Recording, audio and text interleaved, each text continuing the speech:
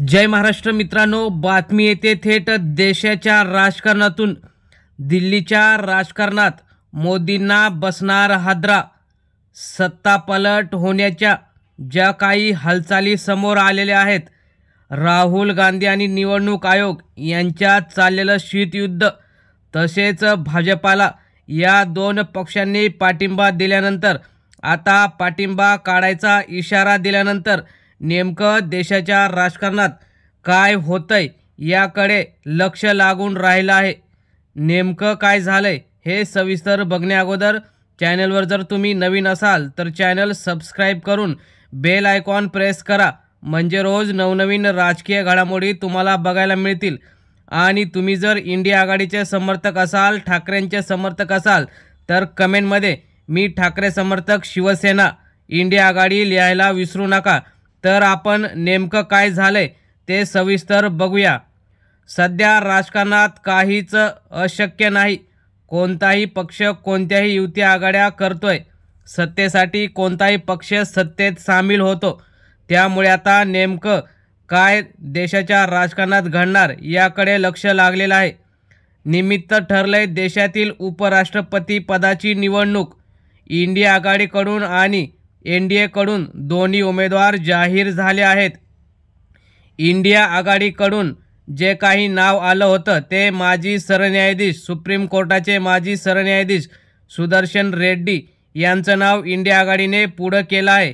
तर एनडीए कडून महाराष्ट्राचे विद्यमान राज्यपाल होते CV राधाकृष्णन यांचं नाव एनडीए कडून आलेलं आहे।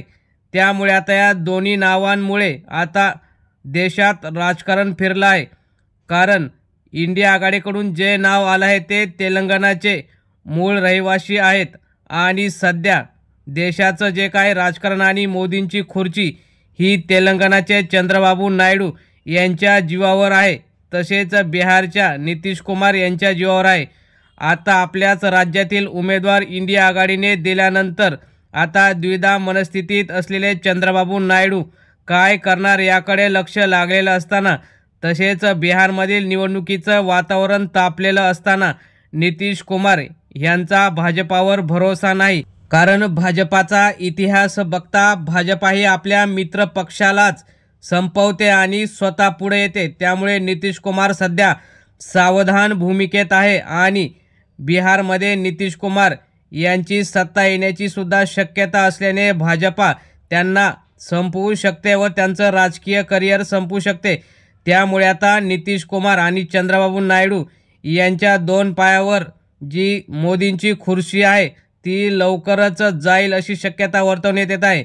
कारण भाजपाविरोधात राहुल गांधी इंडिया आघाडीने चांगलंच वातावरण तयार केलं आहे आणि मोदी कसे निवडून आले याची चुणूक राहुल गांधी यांनी दाखवली आहे। त्यामुळे देशात भाजपाविरोधी वातावरण असताना बिहारमध्ये नितीश कुमारांना भाजपा नकोय, तसेच जे काही चंद्रबाबू नायडू आहे यांना सुद्धा भाजपा नकोय। त्यामुळे या दोन्ही पक्षांनी जर ठरवलं की नरेंद्र मोदी यांची सत्ता घालवायची, तर इंडिया आघाडी आणि त्यांचे मिळून जे काही 300च्या आसपास खासदार होतात, त्यामुळे 272 मेजॉरिटी सत्तेसाठी लागते। त्यापेक्षाही जास्त दोघे जर एकत्र येऊन इंडिया आघाडीसोबत आले तर सत्ता पालट होऊन पुन्हा एकदा भाजपाच्या सर्वच नेत्यांना घरी बसावं लागेल। त्यामुळे देशाच्या राजकारणात नेमकं पुढील 15 दिवसात काय घडणार याकडे सर्वांचं लक्ष लागलेलं आहे। मित्रांनो, तुम्हाला काय वाटतं? नरेंद्र मोदी यांची सत्ता जावी का आणि राहुल गांधी पंतप्रधान व्हावेत का? तुम्ही सुद्धा तुमच्या प्रतिक्रिया कमेंटमध्ये नक्की व्यक्त करा। धन्यवाद। जय हिंद।